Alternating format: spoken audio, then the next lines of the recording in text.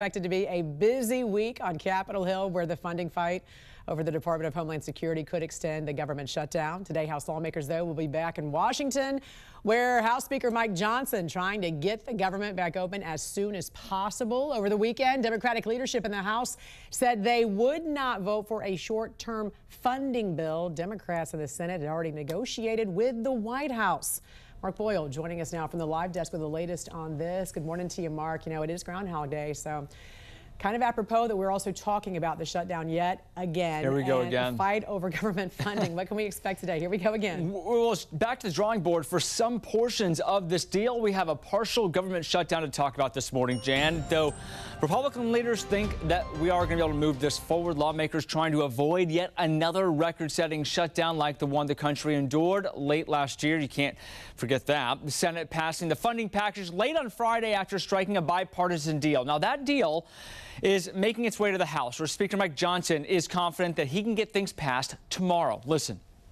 After the Senate acted over the weekend, we will now have 11 of 12 separate appropriations bills approved by both chambers.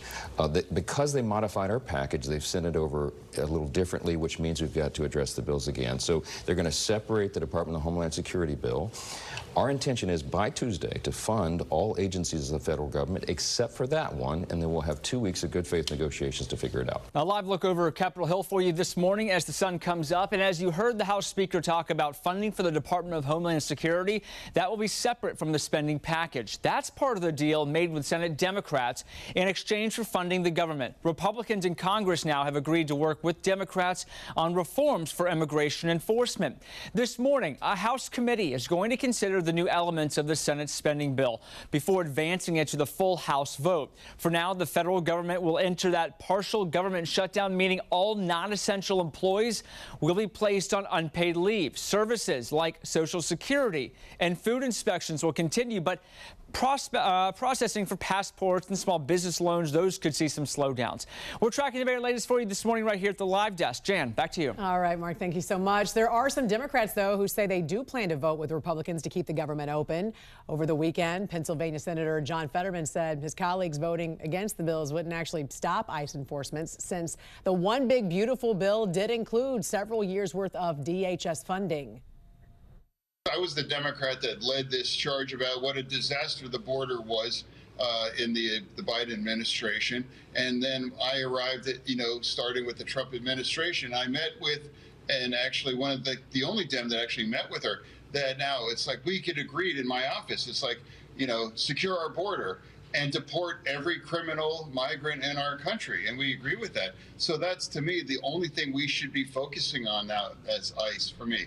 And I'm always going to support those kind of efforts to do those things. This does come as the Office of Management and Budget is working to cut funding to sanctuary cities that ignore federal immigration law. Is the argument that if someone is picked up for suspected crimes, put into a jail, are some of these local leaders saying, well, they're not actually criminals yet, so we're not going to hand them over? Like, what is the basis of their argument for not cooperating?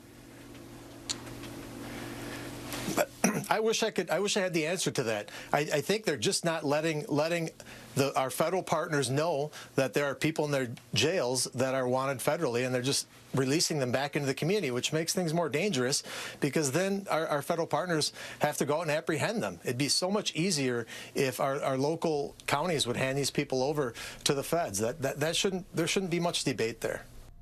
At the same time, President Trump said he's told local communities it is up to them to protect them. It does mark a shift in strategy after the deployment of thousands of National Guard troops over the past year.